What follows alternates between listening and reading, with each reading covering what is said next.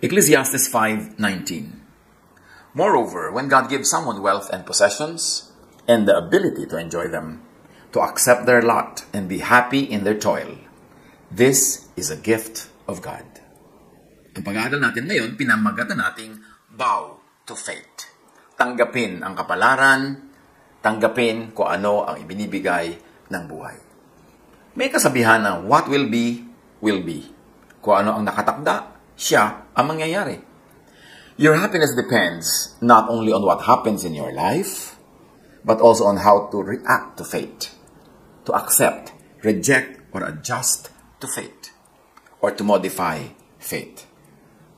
May mga nangyayari na dahil ginawa natin. May nangyayari na dahil ginawa ng kapwa. Meron namang nangyayari lang dahil nangyayari lang. At ito ay labas sa kakayanan natin na makontrol. Paano sasaya sa buhay na hindi mo nakokontrol ang lahat ng nangyayari? At tulad ng ating sinabi na, ang kaligayahan, ang kasiyahan sa buhay, madalas nakasalalay kung paano tayo tumatanggap sa dapat tanggapin sa hindi maiiwasan. Kung paano tayo nag-react sa nagaganap sa buhay, kung paano tayo nag-a-adjust, at kung paano natin inaangkin, at kung paano natin ina-apply sa buhay yung mga nandyan na mga kapangyarihan, mga elemento, mga sangkap ng buhay, whether we like it or not. What can be said about fate? There are some notes on fate that we should appreciate. Divine will or natural law shapes fate. Bakit natin pinagsabay yung divine will at natural law? Kasi yung natural law, God ang gumawa niyan. Walang pwedeng ibang gumawa. So nakakatiyak tayo that whatever is in natural law is also in accordance with divine will because God created nature. Psalm 139, 13-14, for instance, sa human nature. For you created my inmost being. You knit me together in my mother's womb. I praise you because I am fearfully and wonderfully made. Your works are wonderful. I know that full well. Paano ka sasaya sa buhay kung ganyan ang iyong height? Kung ganyan ang iyong weight, ganyan ang iyong genes, ganyan ang kulay na iyong buhok o kulay na iyong mata. Paano ka sasaya sa buhay kung isinilang ka sa ganitong tribo, sa ganong lahi, sa ganong bansa? Nasa iyong pamamaraan yan ng pagtanggap sa mga bagay na dapat at kailangang tanggapin. At ang isang dapat at unang-unang tinatanggap para sumaya, kung ano ka at kung paano ka nilikha ng Diyos. Your genetic makeup, your inborn talent, your innate nature, lahat ng yan dapat matanggap. Huwag labanan, i-improve lang, i-enhance, pero huwag i-reject, itapon, kasi hindi mo pwedeng gawin dahil yan ay kakambal ng pagkakalikha sa iyo. Ang tao na sasaya sa buhay, ang tao na sasaya sa buhay na ibinibigay sa kanya ng Diyos, ay yung taong tatanggap sa sarili. Tatanggap din sa kapwa para mayroong kapayapaan, walang needless struggle, walang needless strife, at walang pagsasayang ng pagod, lakas at hirap para baguhin ang hindi naman nababago. Tinatanggap lang ang hindi nababago. Psalm 139:16. Tungkol pa rin sa sarili at pagkakalikha ng Diyos sa ating mga sarili-sarili. Your eyes saw my unformed body. All the days ordained for me were written in your book before one of them came to be. May nakatakda para sa atin. Not the details, kasi meron tayong free will. Pwede tayong mag-interfere, pwede tayong sumali, pwede tayong tumanggap, yumakap, mag-modify, o tumakbo mula doon sa itinakda para sa atin. And in that case, hindi tayo sasaya. Magiging magulo lang. Pero meron talagang nakatakda. Genetically, people are already created to become this and that. Pwede mong labanan yun, pero hindi ka magiging very fruitful. Pero kung dinevelop mo yun, kung ano yung what you were really ordained by God to be, doon ka magkakaroon ng highest potential to be the best person that you could be, to be the most fruitful and productive person. And, of course, to be the happiest within your own terms. Pagka nilalabanan mo yung likas, nilalabanan mo yung natural, hindi ka sasaya. At nakakalungkot na masyadong maraming religious teachings. Ang laging itinuturo is to demonize the human nature, to demonize your inborn nature, to demonize what is natural in you. Samantalang sabi nga ng Psalm, you created me. Before I was formed, you saw my unformed body. All the days of my life were ordained by your will. So dapat we develop and come to terms with ourselves. Have peace with ourselves. At magkaroon tayo ng peace kung paano nilikha ng Diyos ang ating kapwa, ang ating kapatid, ang ating kaibigan, ang ating anak, ang ating magulang, kasi lahat yan likha ng Diyos. How do you bow to fate? Accept your natural self. Jeremiah 13:23, can an Ethiopian change his skin or a leopard its spots? Dapat ang number one na katuruan ng spirituality is to accept oneself and to accept others. Pero baligtad, most of the time, ang religiosity, ang religious institutions and organizations, ang mission is to change us, to change you. But how can you change the leopard? How can you change the Ethiopian skin? How can you change a person whose personality, whose being were created by God, ordained by God, even before we were born? Dapat magkaroon tayo ng peace with ourselves. Because peace with ourselves means peace with our makers. Marami kasing mga tao pagka naging mas religyoso, napupuno lalo ng guilt because religion fills them with guilt about their own natural selves. Na laging dinidemonize yung appetites nila, dinidemonize yung kanilang mga hilig, yung kanilang mga pleasures. Samantala, yung Diyos naman ang naglagay ng mga nerve endings wherever, in every part of our body, so that we will be sensual and we will enjoy things that are designed by God to be enjoyed. Siyempre, merong bad way to enjoy, merong good way to enjoy. Pero hindi ko mo enjoyment bad na. Dapat lang nating dinidisiplina ang sarili na nandun tayo sa tamang paraan, nasa tamang timing, nasa tamang expression at context. But we should not demonize pleasure by itself and in itself. Hindi dapat i-demonize yung mahilig ka, masaya ka, gusto mong sumayaw, gusto mong kumanta, gusto mong kumain, tapos minamasama lagi. Guilty ka tuloy ng guilty, pero hindi mo nun matanggal sa sarili mo, kaya lalo ka lang nagiging guilty.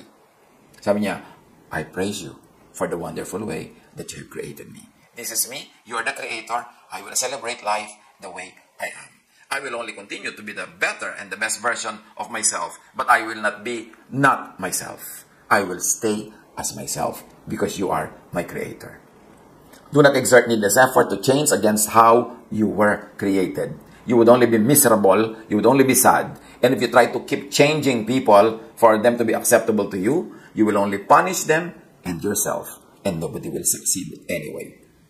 Isaiah 45:9, woe to those who quarrel with their maker, those who are nothing but potsherds among the potsherds on the ground. This is the clay say to the potter, what are you making?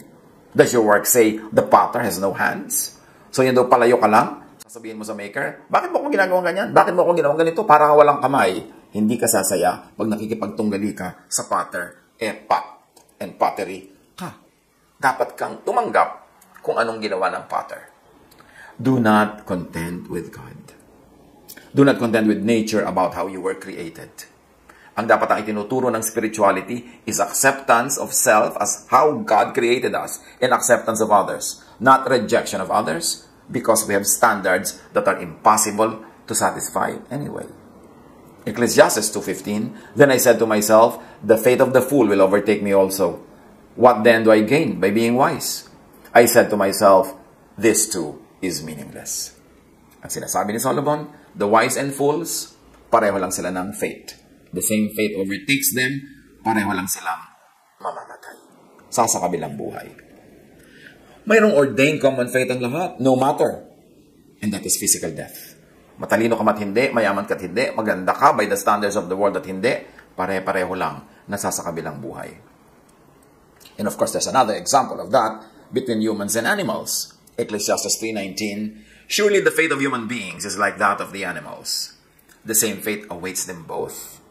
As one dies, so does the other. All have the same breath. Humans have no advantage over animals. Everything is meaningless. Of course, as poetry, may exaggeration dito. Meron naman talagang advantage ang humans over animals. Pero sinasabi, pareho lang din kayo mamamatay.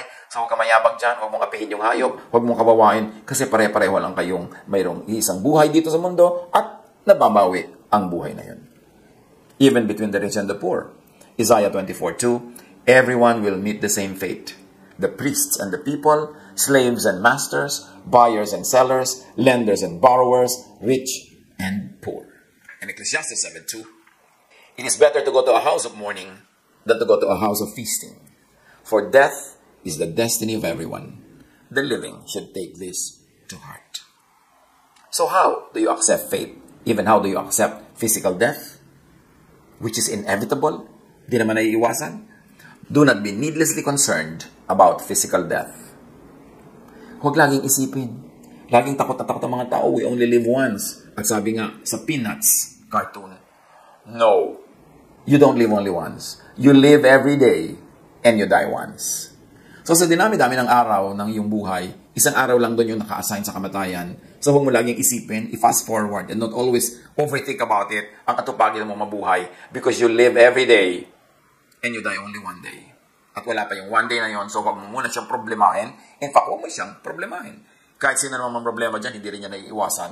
Enjoyin mo na lang yung day of life, day of living, at yung when the day of dying comes, meet your Maker. Accept birth. Also, accept death. Why? Because God is in control. Birth is ordained by God.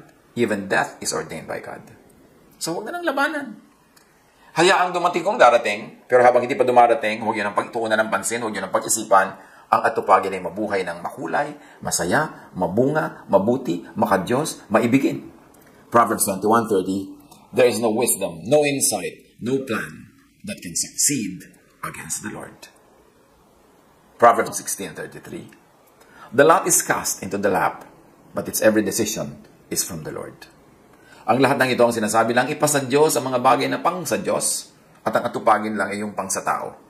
At yung mga dumarating sa atin na hindi natin makontrol, tanggapin. Kung pwedeng improvein. Pero kung wala kang magawang improvein, adjust. Ganun lang para sumaya sa buhay. Psalm 139:16, your eyes saw my unformed body. All the days ordained for me were written in your book before one of them came to be. God is in heaven. God is in our hearts. God is everywhere. God is in control. Ano man ang dumadating sa buhay natin, ano man ang ating pinagdaraanan, hindi yan lingid sa Diyos. Alam ng Diyos. At kung alam ng Diyos, at hinahayaan niyang mangyari yan, dapat din nating hayaan. Gamitin lang natin ang God-given talent, capacity, power, to improve it, to adjust to it. Pero sa mga hindi na natin mabago, tanggapin. Para tahimik ang buhay. Dahil kahit naman hindi perfect yung buhay, kahit hindi ang gusto natin ang nangyayari, at kahit ang gusto nating mangyari ay hindi nangyayari, marami pa rin natitirang blessing ang buhay. So huwag tayong mabulag na ang inaantay lang natin yung gusto, ang tinitingnan lang natin yung gusto, at pag wala yun, parang wala nang kwenta ang lahat. No. Maraming blessing, maraming pagpapala sa bawat hakbang ng buhay na ito. Kahit yung tinatahak nating landas sa panahon na ito, ay hindi yun ang ideal natin, but if God allows it, we should accept our fate. Proverbs 16:9, in their hearts, humans plan their course, but the Lord establishes their steps. Pwede naman tayong magplano. Nagpaplano nga tayo, pero ang Diyos pa rin ang masusunod at the end of the day. After we have done our best, while we are doing our best, let's accept whatever God allows to come into our lives. Huwag magsayang ng pagod na labanan. Ang kapalarang nangyayari, na labanan ang nagaganap. Ecclesiastes 6:10, whatever exists had already been named, and what humanity is has been known.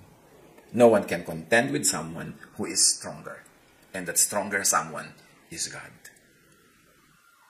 Another note on faith, human will. Faith, prayer, can also engineer and modify faith. Kanina ipinagdiinan natin, tanggapin ang dumadating sa buhay. Tanggapin ang palad. Tanggapin kung ano man ang ibinibigay ng Panginoon. Pero tayo, we were created in God's image.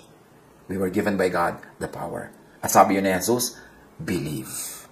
And when you believe, ask, seek, knock, and it will be given to you.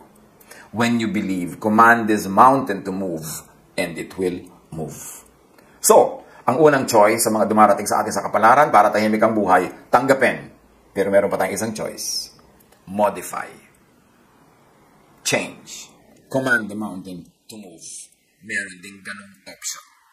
Ecclesiastes 10:10, if the axe is dull and its edge unsharpened, more strength is needed, but skill will bring success.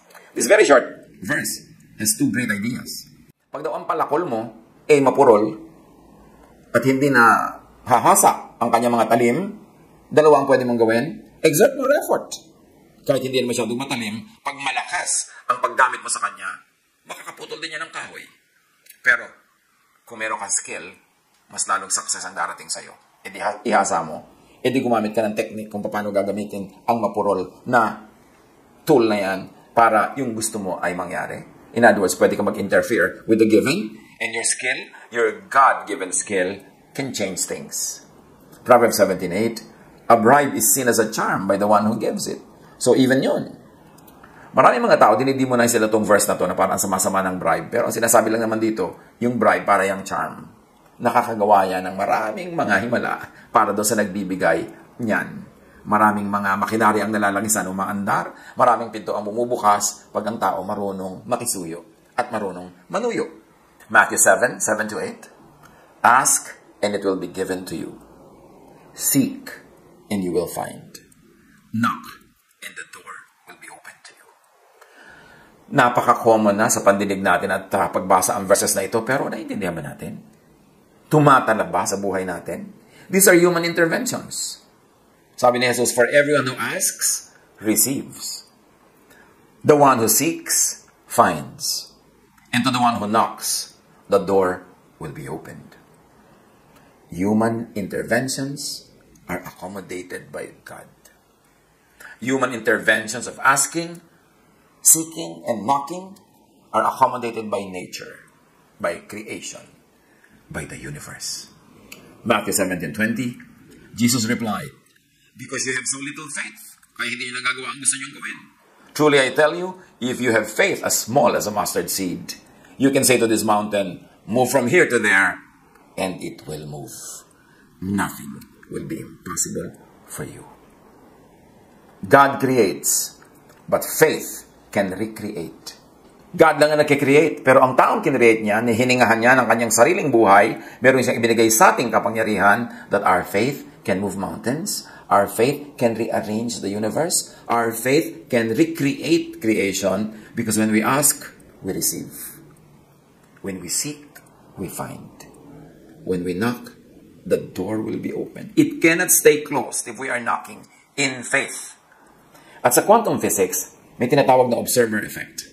The observer's intention and attention freezes something into a wave or a particle and selects a particular outcome from all possibilities.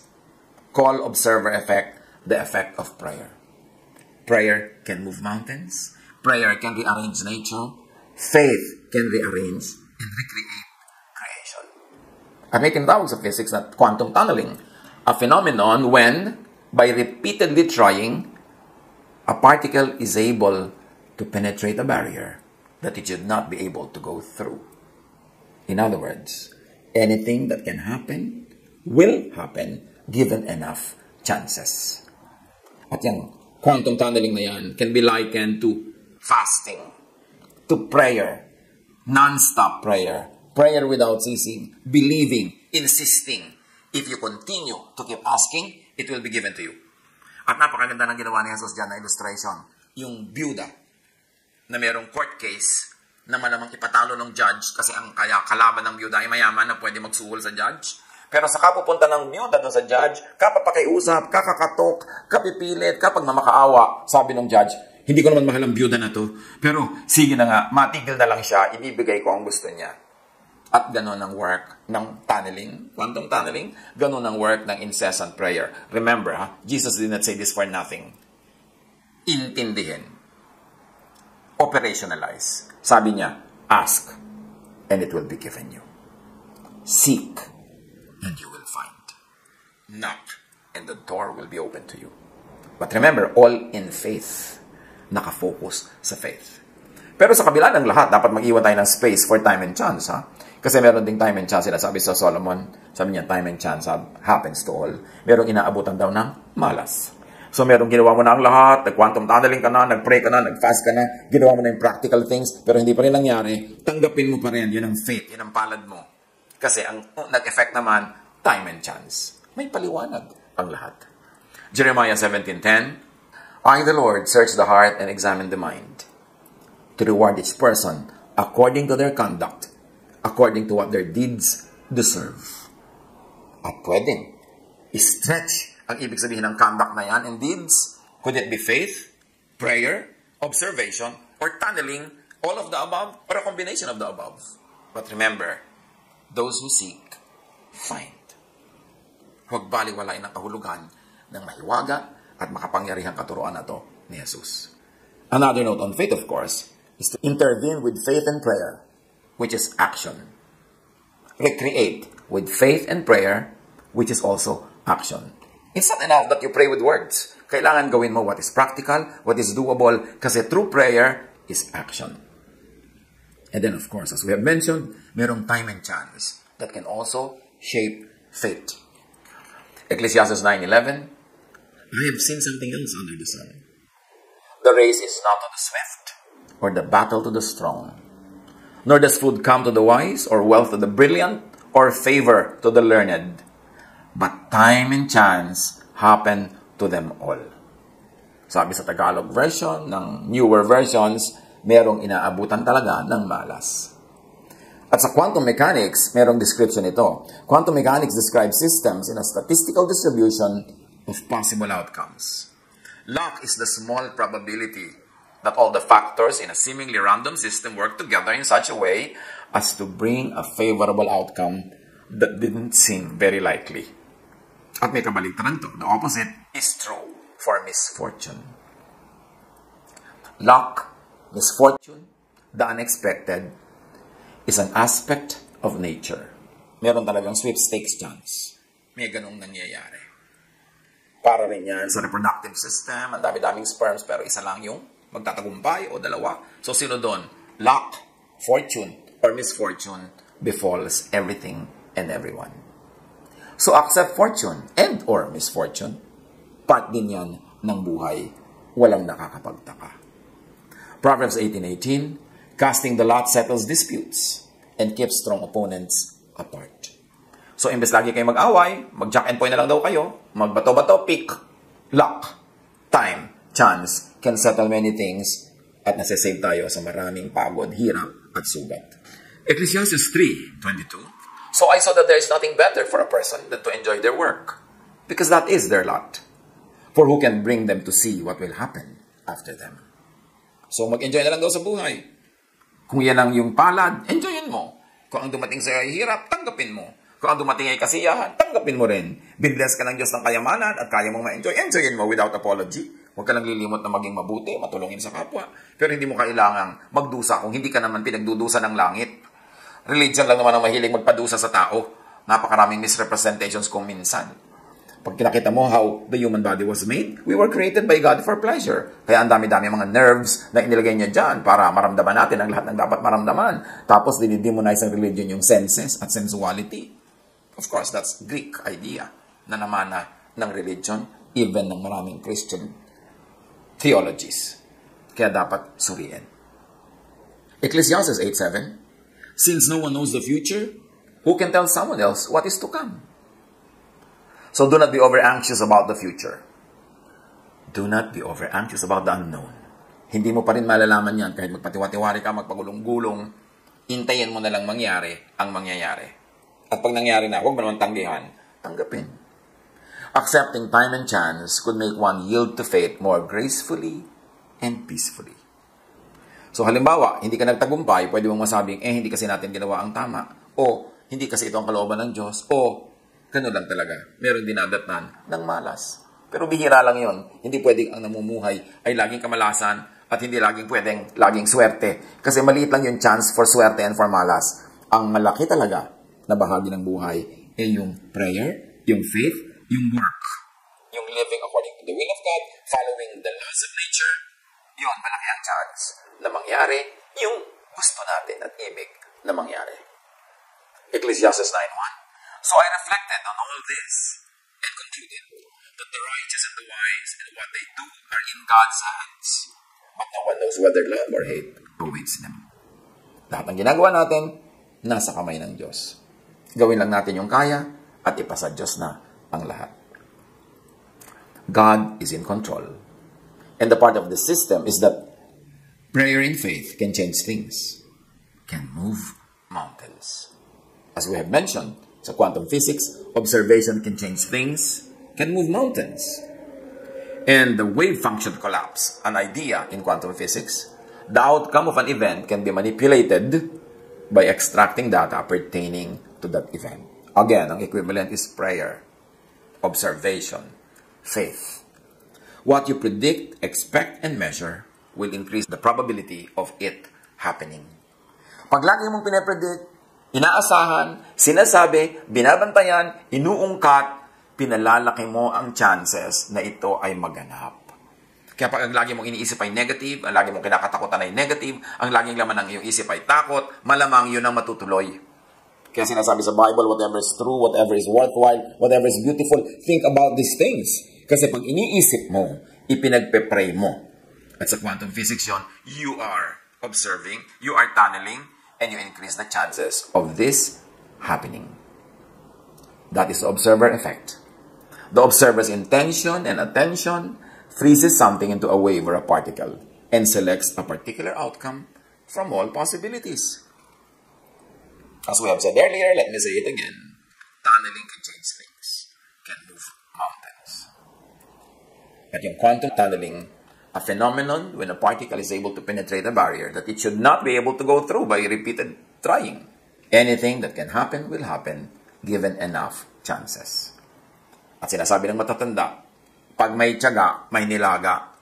Pag may prayer, may answer. Pag may knocking, may opening of the door. Pag may seeking, merong finding. Pag may observation, pag may tunneling, merong effect. So, believe, ask, seek, knock. Pray without ceasing. What you pray for, what you think of, what you work on, will have a great chance of being your reality. So after, and while doing the best you could, accept what life brings. Huwag makipag-boxing sa buhay. Huwag makipag-judo, karate, at kung ano-ano pa. Huwag makipaglaban. Tanggapin ang dapat tanggapin. Kasi kahit hindi yon was what you had in mind, marami pa ring blessing na makikita doon. Accept your lot to find peace. Pagka hindi mo tinatanggap ang nangyayari, na hindi mo naman maiiwasan, lulungkot ka lang. Magiging miserable ka lang. Accept your lot to find peace. Be at peace. Isaiah 46:10. I make known the end from the beginning. From ancient times, what is still to come. I say, my purpose will stand, and I will do what I please. Yan ang sabi ng Diyos. So bow to faith. Bow to God. And find peace. I-apply ito sa ating buhay.